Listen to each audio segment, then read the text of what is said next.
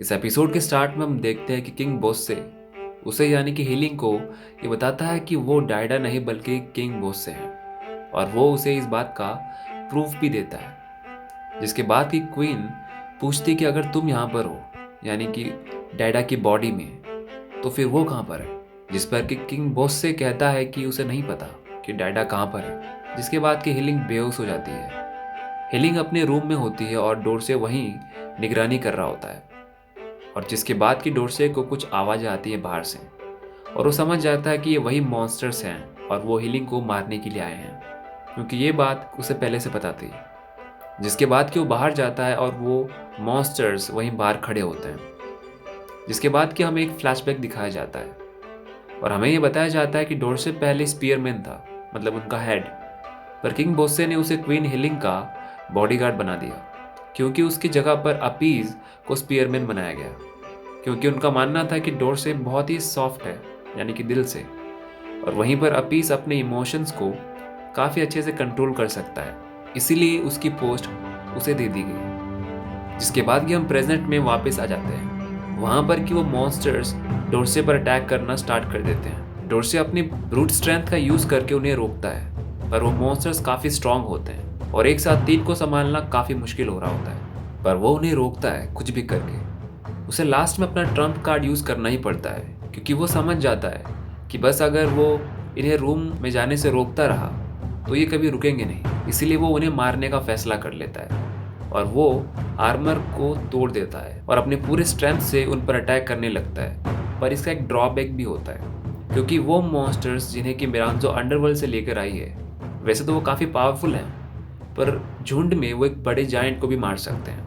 मतलब सीधी बात में काफ़ी डेंजरस हैं। और जो कि पहले डोरसे ने आर्मर पहना हुआ था तो वो पहले प्रोटेक्टेड था, बट अब वो आर्मर हट चुका है, यानी कि वो काफ़ी डेंजरस सिचुएशन में है और वो मॉन्स्टर्स उस पर अटैक करते हैं और उसे लहूलुहान कर देते हैं। पर डोरसे फिर भी हार नहीं मानता, वो रुकता नहीं और उन्हें मार कर ही दम लेता है और उसका काफ़ी ब्लड लॉस हो चुका होता है और वो वहीं पर बेहोश हो जाता है।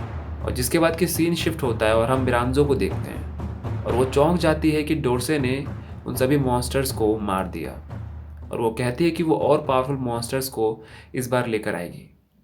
जिसके बाद कि बोस्से कहता है कि इस मोमेंट को एंजॉय करते हैं और वो और मिरांजो डांस करते हैं, मतलब मिरांजो का पुतला ऑफ कोर्स, क्योंकि मिरांजो तो एक मिरर में ट्रैप है और वो मैजिक का यूज़ करके उस पपेट में आ जाती है और वो डांस करते हैं। So this is how it happens. जब डोरसे को होश आता है उसे पता चलता है कि क्वीन ने उसे हील कर दिया है और वो अब ठीक हो चुका है। जिसके बाद कि क्वीन कहती है कि मुझे पता है कि ये सब बोस्से की मर्जी से हुआ है और वो बोस्से के पास जाती है ताकि वो फेस टू फेस उससे पूछ सके कि आखिरकार ये सब चल क्या रहा है। बोस्से उसे कहता है कि वो इसके बारे में उसे कुछ भी नहीं बता सकता। हीलिंग उसे कहती है कि आखिरकार वो ऐसा कैसे कर सकता है, वो भी अपने बेटे के साथ। वो कहती है कि वो उसकी बॉडी यानी कि डायडा की बॉडी उसे वापस कर दे।